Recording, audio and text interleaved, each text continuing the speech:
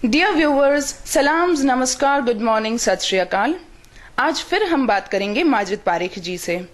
Sir, पवित्र ग्रंथों में इंसानी जीवन के सीरियसनेस के ताल्लुक से क्या कहा गया है, इस पर आप रोशनी डालेंगे? देखिए बेटा, हम आज जिस मोड़ पर खड़े हैं, ऐसा लग रहा है कि जैसे हमने सामाजिक आत्महत्या की ठान ली है कि हमारी सोसाइटी मॉरल बैंक्रप्सी की तरफ चल नहीं रही है, बल्कि दौड़ पड़ी है और इंसानी समाज एक ऐसी मंडी, एक ऐसा जुआ खाना बन गया जिसमें एक की जीत है और हजारों की हार है।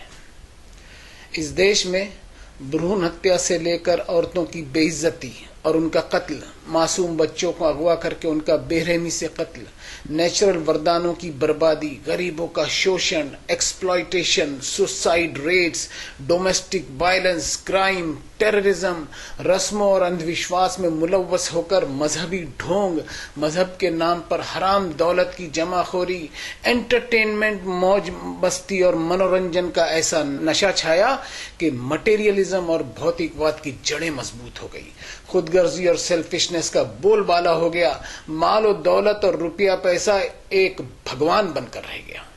संसार के मालिक ने आज दुनिया को दिखला दिया कि दौलत सस्ती है और जिंदगी महंगी है। जरूरत है कि हम जिंदगी को पहचानें। जिंदगी कोई खेल तमाशा और एंटरटेनमेंट नहीं है, बल्कि इस दुनिया में एक परीक्षा है।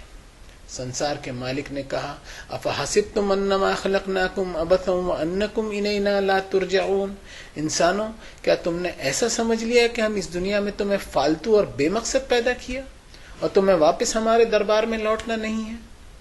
जरूरत है कि हर इंसान इस दुनिया को सीरियसली ले, इसको कोई खेल तमाशा और टाइम पास न समझे।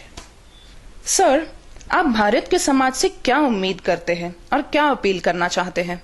देखिए, आज हम एक ऐसे दोराहे पर खड़े हैं कि दुनिया हमें आशा भरी और उम्मीद भरी निगाहों से देख रही है।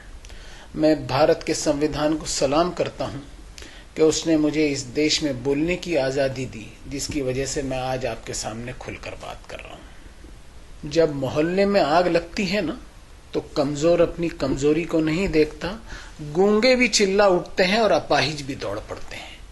तो हमारे भारत का सभ्य समाज अब तक क्यों सोया हुआ है? कोई अगर सोया हुआ है तो उसे जगाया जा सकता है, लेकिन जो सोने की एक्टिंग और ढोंग कर रहा हो उसे कभी नहीं जगाया जा सकता। इस पर मैं पवित्र ऋग्वेद के एक श्लोक का सहारा लेता हूं। अनो भद्र क्रतवो यंतु विश्वता, let noble thoughts come to me from all directions. यानी मेरी सोच के दरवाजों को मैं खुला रखूं कि चारों तरफ से अच्छे विचार मुझे आते रहें और उनको स्वीकार करते हुए मैं उन पर अमल करूं और मेरे ज़मीर, मेरी अंतर आत्मा को मैं मुर्दा होने से बचाऊं। और इसको पवित्र कुरान ने भी कहा कि फ़इन्नहा ला तामल अब्सार वलाकिन तामल कुलूबुल लती फिस सुदूर। इंसान की आंखें अगर अंधी हो जाएं तो मामला उतना नहीं बिगड़ता, लेकिन सीने में धड़कने वाले दिल की आंखें अगर जानबूझकर किसी ने बंद कर ली तो मामला पूरी तरह बिगड़ जाता है। जरूरत है कि इस लॉकडाउन में हम अपनी सोच को, अपने ज़मीर को, अपनी अंतर आत्मा को अनलॉक करें। इनको अगर लॉकडाउन रहने दिया तो हम इंटरनेशनल कम्युनिटी यानी अंतर्राष्ट्रीय समुदाय में एक जिम्मेदार देश के नागरिक की तरह नहीं देखे जाएंगे। मैं भारत के समाज से आशा करता हूं कि सामाजिक तौर पर आपस में न भिड़ें, बल्कि सारे समाज एक होकर सामाजिक बुराइयों से भिड़ जाएं। Thank you very much Pareek साहब।